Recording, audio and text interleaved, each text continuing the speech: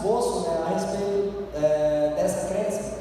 A introdução, Marcos, ela questiona a gente assim, porque hoje nós falamos muito do papel do Espírito Santo, né, que é de nos convencer, de transformar nosso coração, e do papel de Jesus, que veio aqui para nos salvar, para dar a vida e nos substituir lá na cruz do Calvário. E parece assim que Deus Pai parece que é meio esquecido, né? Fica meio para lá. E hoje a gente vai entender, através dessa crença, que não é bem assim, né, Marcos? Então eu quero passar aqui os slides e eu vou falar menos hoje, né, porque eu estou bastante rouco. Então eu vou só aqui perguntar para o Marcos e pedir para ele explorar um pouco os conhecimentos que ele tem a respeito do nosso Deus, nosso Pai que está no céu. Então eu anotei alguns pontos, né, para nós esclarecermos a respeito do nosso Deus. Que evidências a gente tem lá no Antigo Testamento, Marcos, de que mostra um Deus misericordioso, por exemplo? Que evidências o Antigo Testamento mostra, e a história, se você quiser explicar um pouquinho aí?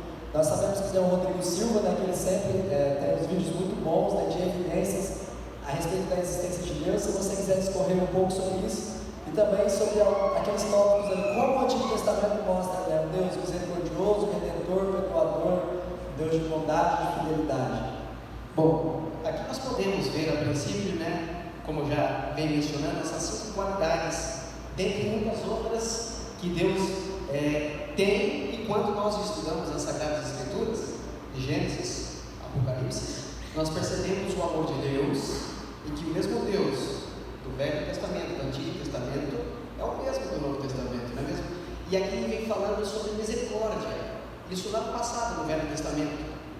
Deus era misericordioso? Sim, claro que era. Redentor? Sim, Deus era redentor, perdoador, Deus perdoava e continua perdoando. Deus era um homem, um Deus, um ser humano? Não, mas Deus era um Deus de bondade.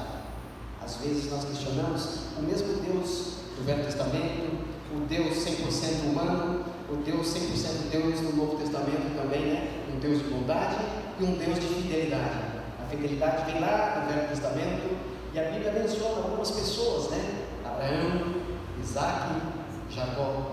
Então era um Deus de fidelidade.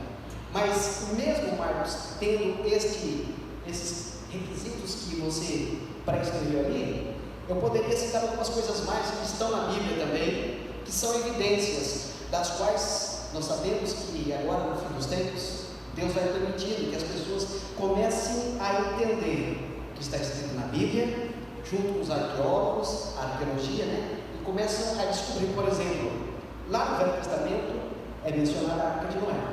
Nós sabemos que a Arca de Noé levou aproximadamente 120 anos para ser construída.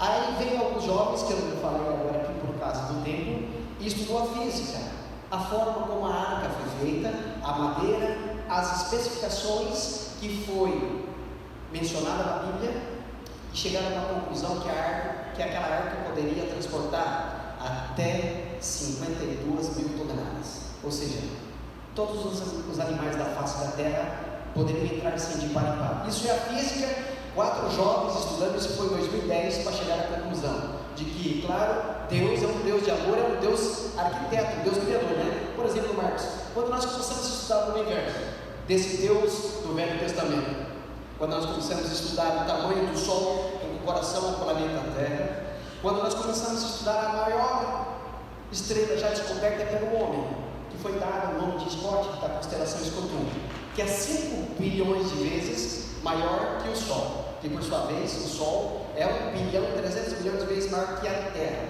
Então nós começamos a entender que por trás de tudo isso existe um Deus. E na verdade é como se fosse um engenheiro muito inteligente, né? Um engenheiro, um arquiteto, né?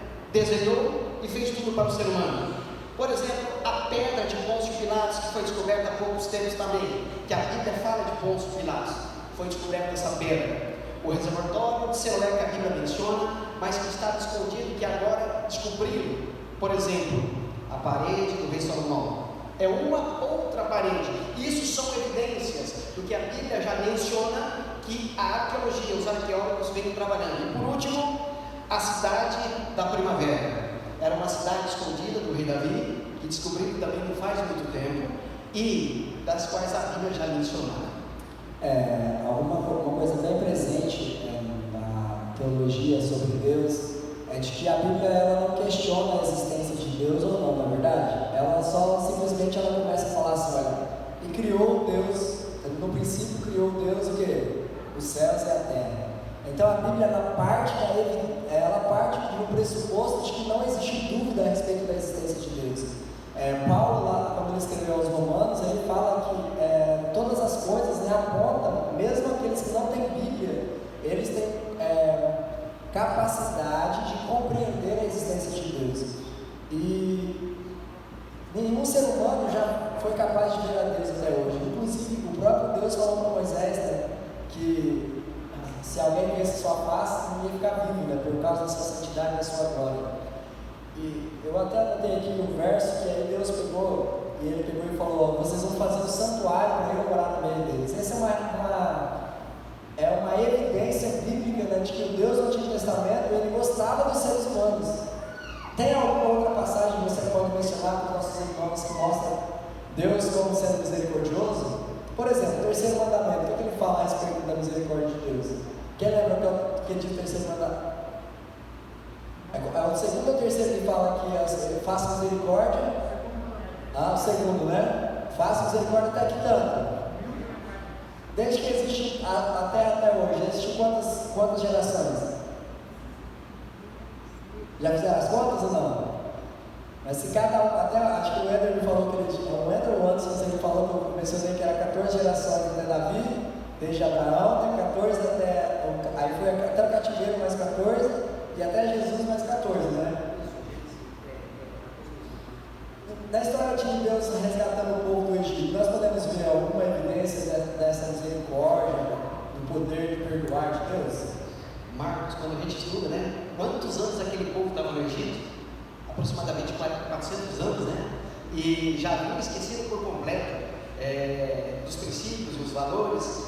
Outros reis tomaram aquele lugar, aquele país, e esqueceram até de quem foi José do Egito, as maravilhas que José fez por intermédio de Deus. Deus usou José, e aí Deus precisava tirar aquele povo, porque Deus disse que precisava de um povo que fosse luz para todo mundo. E aí então, depois de muitos anos, Deus não se esquece, né, claro, mas da promessa que havia feito para Abraão, para Isaac, para Jacó, até o próprio José do Egito, inclusive antes de morrer, ele fez o seu povo jurar que quando fosse para a terra prometida, que levaria consigo o quê? Os seus ossos, né? Porque ele queria ser enterrado na terra prometida. E aí então Deus tira aquele povo do Egito, escravos, e a gente estuda, e quando começa a estudar a história, a trajetória do povo de hoje em Cairo, onde eles viviam na época até a cidade da terra prometida, a Canaã terrestre, a gente começa a entender que por algumas vezes Moisés ficava entristecido. E chegou um momento que Moisés até foi impedido de entrar na terra prometida, na Canaã terrestre, porque ele ficou tão nervoso. E a Bíblia menciona que não houve um homem manso, nem antes, não haverá nem antes de Moisés, e nem depois. Não é que escreve sobre isso, porque ele era um manso. Mas aquelas pessoas que você mesmo mencionou, Deus habitando no meio deles, farão um santuário para que eu habite no meio do meu povo. E por que teria que ser um santuário, Marcos? Porque a presença de Deus ali, por exemplo, Moisés, quando desceu do Monte Sinai, as pessoas pediram, imploraram para que Moisés cobrisse a sua face, porque o rosto de Moisés ainda resplandecia a glória de quando ele esteve perto. E olha que Moisés nem esteve face a face com Deus. O próprio Marcos aqui mencionou que Deus permitiu que passar de relance. Então nós notamos que o Antigo Testamento revela Deus como um Deus de bondade, um Deus de misericórdia, né? No dia que Moisés rogou para Deus perdoar o povo de Israel, Deus ele ofereceu perdão, né, para um povo que havia menos de 40 dias que havia feito a promessa de fidelidade para ele. Agora eles estavam adorando outro Deus, vamos dizer, que eles mesmos criaram. E aí Deus ouve a oração de Moisés nos outros momentos também de reclamação, e aí Deus perdoa eles. Então nós notamos que o Deus de bondade, na história também, tanto nos livros dos profetas como Oséias, Ezequiel, Jeremias, nós notamos Deus, né, oferecendo seu perdão para o povo. Na história de Davi também, então nós notamos que é fiel no cumprimento das suas promessas. E Deus fez um pacto com eles, as alianças, né? E quem quebrou não foi Deus, foi o povo, né? Que quebrou as alianças. E outra coisa, Marcos, o próprio Deus estando com eles ali era algo sobrenatural. Saíram do Egito e pouco antes de sair caíram aquelas pragas. Atingiu o povo do Egito, mas não atingiu o povo de Deus. E, caminhando pelo deserto ao longo de 40 anos, não estamos falando nem do maná, a nuvem, durante o dia, porque o sol era escaldante, e à noite uma coluna de fogo, que era o próprio Deus que estava com eles, né? Marcos, mas algumas pessoas podem chegar para os nossos irmãos e podem questionar: Gabriel, mas olha, o Deus do Antigo Testamento era um Deus de vingança. Como é que a gente pode conciliar um Deus de salvação ao mesmo tempo que ele pratica a vingança? É verdade, ali você escreveu bem: um Deus de salvação, que deseja salvar todos, e um Deus de vingança. Muitas pessoas não estudam a palavra de Deus, porque hoje é muito mais fácil, até para nós como cristãos, criticar do que tentar entender as circunstâncias. Por exemplo, eu sempre digo para qualquer pessoa que esteja interessada em estudar a palavra de Deus, em entender qual é a igreja verdadeira de Deus, quando ela começa a estudar o santuário de uma forma sistemática, a cabeça dela muda completamente. E nós sabemos que os 40 autores que escreveram a Bíblia, os livros da Bíblia, eles se inspiraram no santuário de Deus. E aqui falando um Deus no Antigo Testamento, um Deus de salvação e um Deus de vingança. Claro, Deus deseja salvar todos e Deus tinha um plano. E aquele plano começava que aquele povo fosse luz para a escuridão. Mas aí tem muitas pessoas que dizem: mas um Deus de amor, o Deus do Velho Testamento, o Deus que mandou matar. Inclusive eu comentei com o Marcos aqui, eu tenho aqui anotado comigo, o Dr. Rodrigo Silva. Ele tem seus inúmeros sermões, palestras. Ele fala de um sermão especial: porque Deus mandou matar. Que é mais fácil a gente criticar do que tentar entender, não é mesmo? Então, por que Deus disse que tinha que matar? Por exemplo, quem foi o primeiro rei de Israel? Foi o rei Saul?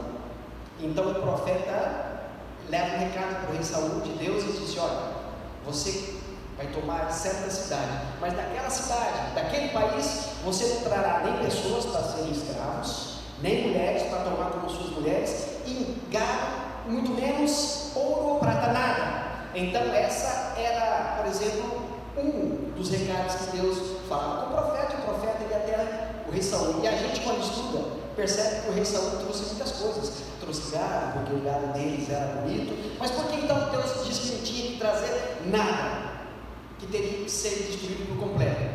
Aí quando a gente começa a estudar o que aconteceu no passado, e por que aquelas pessoas agiam daquela maneira, como eles adoravam o Deus deles, e como os animais, tudo que eles possuíam era dedicado ao Deus deles, como as mulheres eram abusadas, como as mulheres eram violentadas.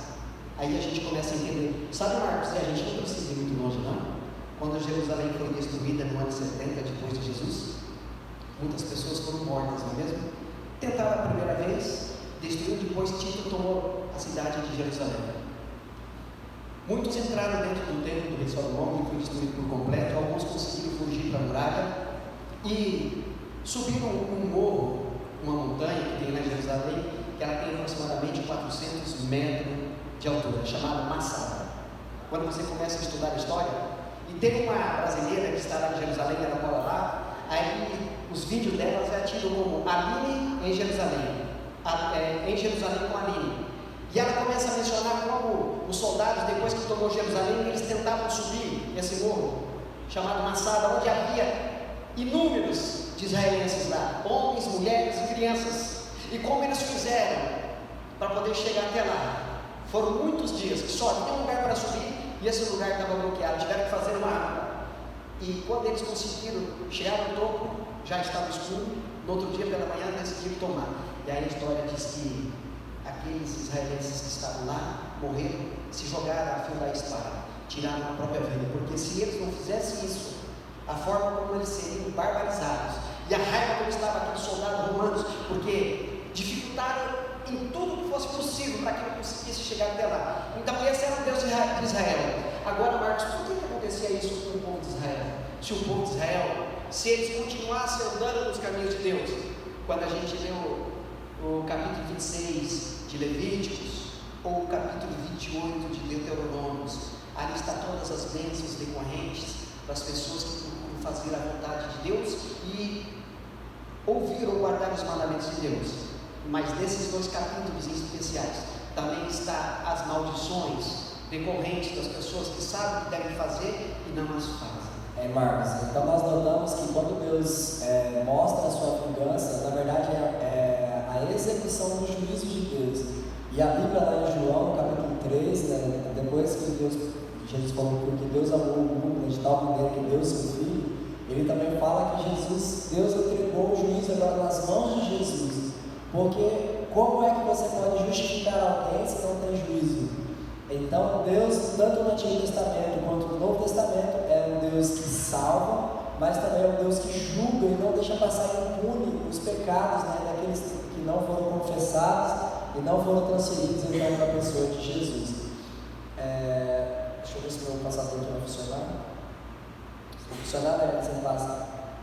Isso, então nós já respondemos, né, que não há diferença. Agora, para nós entendermos aqui como que nós podemos equilibrar a crença na imanência e transcendência de Deus no tempo que nós estamos vivendo. Porque assim, durante muito tempo, a igreja ensinou para as pessoas que Deus era um Deus que estava muito disposto a matar, principalmente se você no grande conflito, que Deus, se você fizesse uma coisa errada, Deus ia te castigar. Se você ler lá os primeiros capítulos do grande conflito, fala muito sobre isso. Então as pessoas tinham medo de Deus. O canto gregoriano, por exemplo, quem já ouviu o canto gregoriano no YouTube? Já ouviu, Zezinho? Aquele canto gótico assim, né? Aquela coisa tipo meio gritada.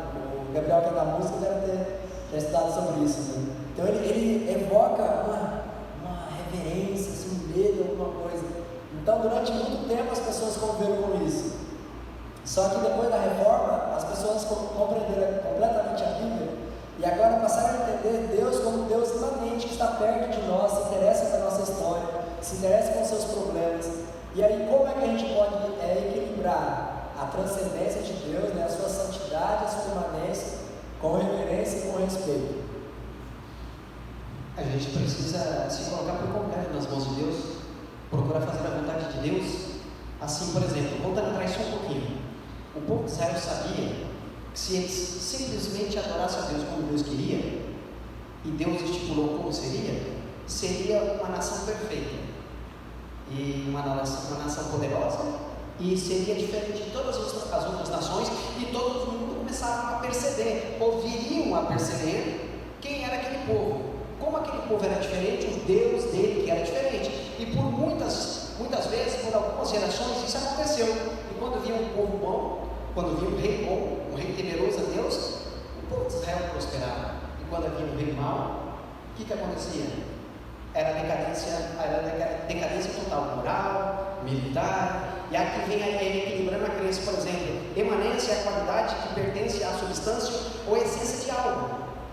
E isso só pode pertencer a Deus. E a transcendência, superioridade da inteligência. Ou seja, santidade, reverência e respeito.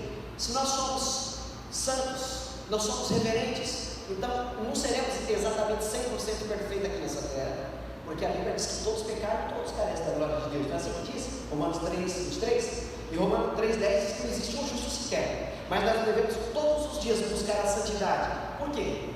Porque Deus é santo. Por que todo dia nós devemos buscar a perfeição? Seremos perfeitos nessa terra ao santo? Não, mas buscar a perfeição. E nisso nós somos considerados santos de Deus, né? Porque as pessoas, quantos que já morreram no mesmo mar, procurando fazer o que é certo aos olhos de Deus, que já descansaram? Aqui mencionou o terceiro mandamento, que Deus falou assim que ele não terá por inocente aquele que tomar o seu nome em vão, né? Então, o terceiro mandamento, ele preserva a santidade do nome de Deus, e nós tomamos o nome de Deus sobre nós, para quando as pessoas olharem para nós, acharmos que nós somos cristãos, então nós devemos honrar esse nome dele. Hoje nós vemos que as pessoas falam, não, Deus é como se fosse tipo um paizão que só dá as coisas para as pessoas, mas que não exige obediência, nem exige reverência, nem exige fidelidade, tá? Mas ao contrário disso, a transcendência de Deus, que é um Deus santo, poderoso, tremendo, que se nós olhássemos para ele face a face, aconteceria o que ele falou que aconteceria com Moisés, não ficaríamos vivos. Então, esse Deus ainda requer de nós, né, o nosso respeito, a nossa reverência, né, de quando estamos na sua presença aqui na sua casa, e também requer que nós equilibremos essa crença do Deus Santo, né, Deus muito superior, muito além da nossa compreensão, com o entendimento de que, como diz a Bíblia, Deus não está longe de nós, né? Pelo contrário, Deus está perto de nós. Deus habita o ser humano através do seu Espírito, né? Então, por isso nós precisamos ter sabedoria vinda do céu para compreender, né, essas duas qualidades de Deus. Um Deus que é ao mesmo tempo muito além de nós, muito grandioso, mais do que nós conseguimos mesmo imaginar, mas também que se aproximou e tornou-se um de nós, né, para dar vida em nosso lugar, para nos salvar. Exatamente, ele transcende tudo. Por exemplo, Marcos, eu falei aqui, foi domingo à noite, rapidamente, e repito aqui, antes de nós concluirmos, que se nós pudéssemos viajar na velocidade da luz, isso para nós temos uma vaga ideia do céu. Eu não estou falando nem do céu, né, mas estou falando da nebulosa de Órios, a constelação de Órios, que Ellen White menciona. Eu já vi 2 vezes em passagens diferentes, que eu tenho anotado comigo. Se nós pudéssemos viajar a velocidade da luz a 300 mil km por segundo, e se nós formos até a nebulosa de Órios, levaríamos 1.600 anos viajando a 300 mil km por segundo. Ou seja, para que nós possamos ter uma ideia pequena desse Deus poderoso, que transcende tudo e todos, para que nós possamos adorar o Espírito de verdade, assim como a Bíblia nos diz, né, em santidade, em reverência e em respeito. No derradeiro, eu quero convidar vocês, podem acompanhar com a gente no telão, mas quem quiser procurar na sua Bíblia, que a maior revelação de Deus que nós servimos, né, a maior revelação já feita ao ser humano, foi quando o Deus do céu, né, o Deus de todo o universo, Criador de tudo ele, né, Ellen White menciona que não foi uma decisão fácil para Deus, né, permitir a separação do seu filho para dar o seu filho a nós. Então, o Deus do céu, o Deus que nós servimos, é um Deus também que dá. E ele, né, deu Jesus. São João, né, capítulo 3, versos 16 e 17 diz: porque Deus amou o mundo de tanto, né, que deu seu Filho único, unigênito, outras traduções da Bíblia diz, para que todo aquele que nele crer, né, não pereça, mas tenha a vida eterna. No verso 17 diz: Deus enviou seu Filho ao mundo, não para condenar o mundo, mas para salvar o mundo, né, por meio dele. Quer amor maior do que esse? Não há nenhum amor, é um amor ilimitado que nós não conseguimos entender na nossa mente tão finita. E aí fica o meu apelo para nós nessa noite, que é para nós meditarmos, passarmos tempo meditando. Que amor é esse? Que grande amor é esse, né, que o Pai de dar o seu Filho, de sofrer a separação naquele momento tão cruel, para poder substituir a morte que era das suas criaturas pela morte do seu Filho. E o segundo apelo, né, para que, meditando nessa cena, nós aceitemos, né, a substituição que Jesus fez lá no Calvário em nosso favor. Amém? Amém. E para encerrarmos